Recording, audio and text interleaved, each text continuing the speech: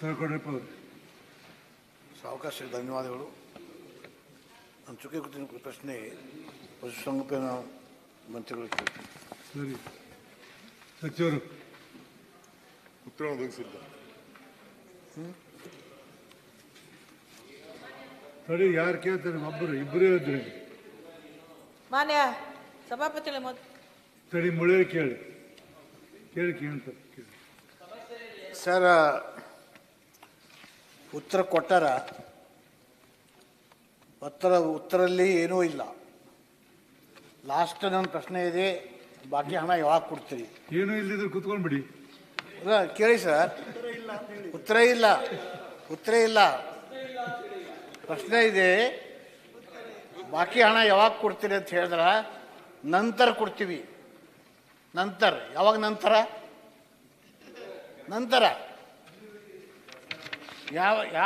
ಯಾವುದು ಪ್ರಶ್ನೆ ಉತ್ತರ ಇಲ್ಲ.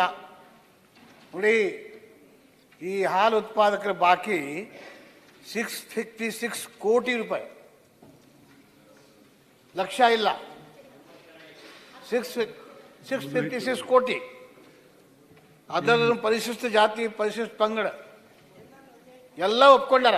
ಎಷ್ಟು ಬಾಕಿ ಇದೆ? ಇದು ಬಾಕಿ ಯಾವಾಗ ಕೊಡ್ತೀರಿ ಅಂದ್ರೆ ನಂತರ ಕೊಡ್ತೀವಿ.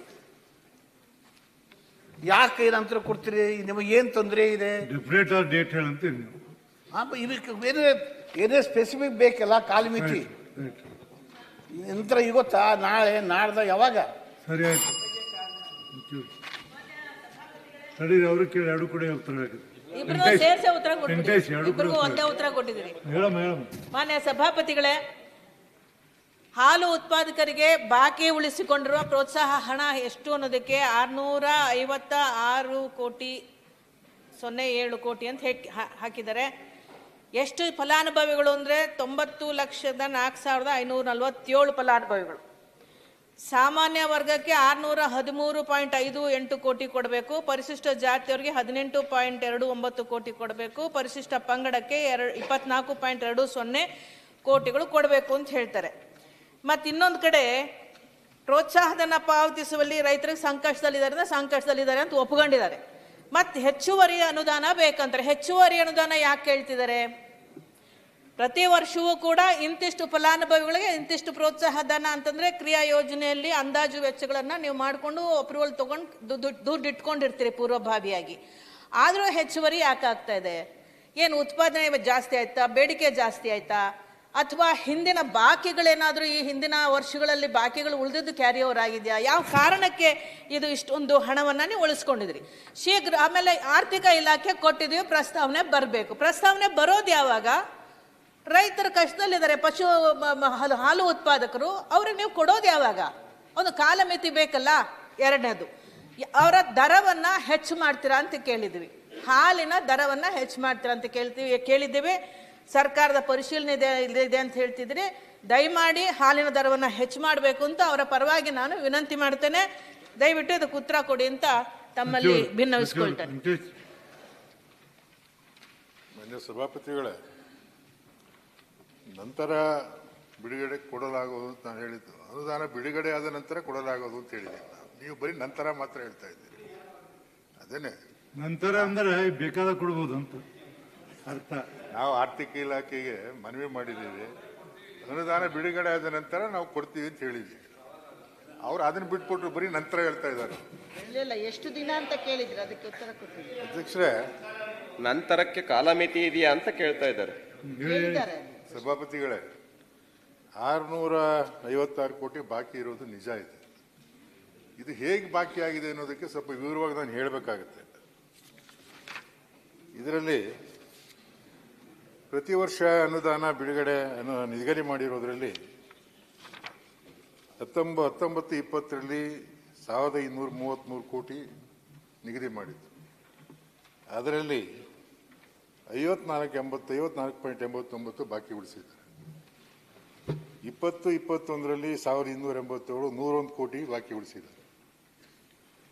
21-22ರಲ್ಲಿ 1465ರಲ್ಲಿ ಇನ್ನೂ 129 ಕೋಟಿ ಬಾಕಿ ಉಳಿಸಿದ್ದಾರೆ.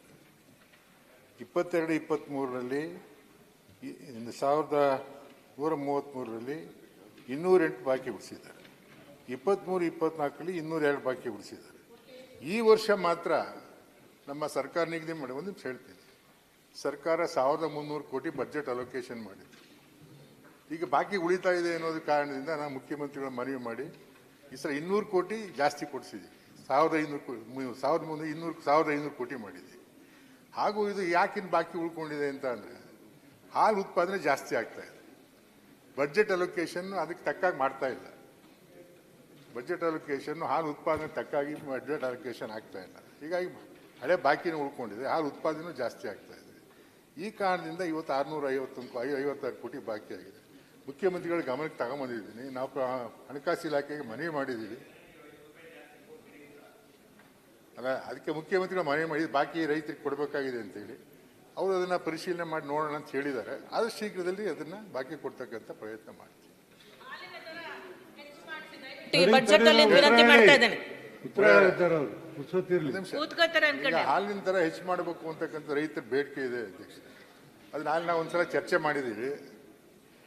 ಎಷ್ಟು ಹಾಲಿನ ಜರ ಈಗ ರೈತರು 10 ರೂಪಾಯಿ ಜಾಸ್ತಿ ಮಾಡಿ ಅಂತ ಕೇಳ್ತಾ ಇದ್ದಾರೆ. ನಾವಿನ್ನೂ ತೀರ್ಮಾನ ಮಾಡಿಲ್ಲ ಎಷ್ಟು ಜಾಸ್ತಿ ಮಾಡಬೇಕು. ಅದು ನಾವು ಪ್ರಣಾಳಿಕೆಯಲ್ಲಿ ಹೇಳಿರೋದು ಸಬ್ಸಿಡಿ 2 ರೂಪಾಯಿ ಜಾಸ್ತಿ ಮಾಡ್ತೀವಿ ಅಂತ ಹೇಳಿರೋದು. ಇದು ರೇಟ್ ಜಾಸ್ತಿ ಮಾಡಬೇಕು ಅಂತ ಕೇಳ್ತಾ ಇದ್ದಾರೆ. ರೇಟ್ ಜಾಸ್ತಿ ಮಾಡಬೇಕು ರೈತರು ಒತ್ತಡ ಇದೆ. ಅದು ಎಷ್ಟು ಮಾಡಬೇಕು ಅಂತ ಏನೋ ತೀರ್ಮಾನ ಮಾಡಿ ರೇಟ್ ಅಂತ ಜಾಸ್ತಿ ಮಾಡ್ತೀವಿ. ಅದು ಮುಖ್ಯಮಂತ್ರಿಗಳ ಜೊತೆ ಒಂದು ಸಭೆ ಮಾಡಿ ಮಾಡ್ತೀವಿ.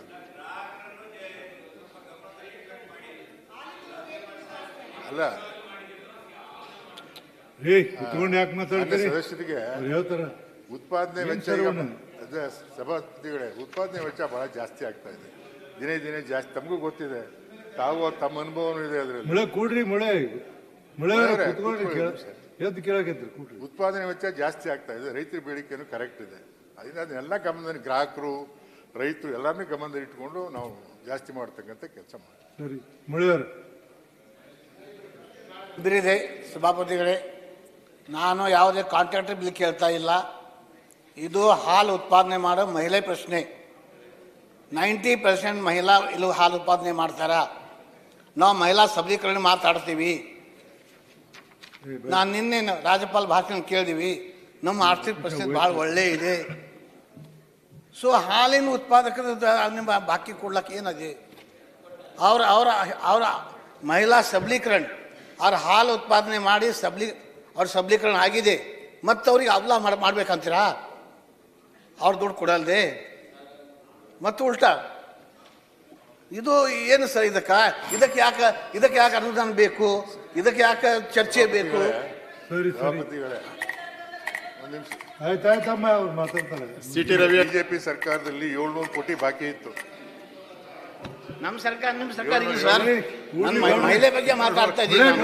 ನಾವು ಎಲ್ಲ ಸಭಾಪತಿಗಳೇ, ಬಿಜೆಪಿ ಸರ್ಕಾರ ಇದ್ದಾಗ 700 ಕೋಟಿನ ಬಾಕಿ ಬಿಟ್ಟು ಹೋಗಿದ್ರು ಏನೋ. ಮತ್ತು ಎಲ್ಲಕ್ಕಿಂತ ಹೆಚ್ಚಾಗಿ ನಾನು ಮೊದಲೇ ಹೇಳಿದಾಗೆ ಉತ್ಪಾದನೆ ಏನಾಗ್ತಾ ಅದಕ್ಕೆ ತಕ್ಕ ಬಡ್ಜೆಟ್ ಮಾಡ್ತಾ ಇರಲಿಲ್ಲ. ಉತ್ಪಾದನೆ ಈಗ ಎಷ್ಟು ಬರ್ತಾ ಅದು ಲೆಕ್ಕ ಹಾಕೊಂಡು ಈ ಸಲ ನಾವು ಆರ್ಥಿಕ ಇಲಾಖೆಯವ್ರಿಗೆ ಕೊಟ್ಟಿದ್ದೀವಿ. ಉತ್ಪಾದನೆ ಎಷ್ಟಾಗ್ತದೆ ಈಗ ನೋಡಿ.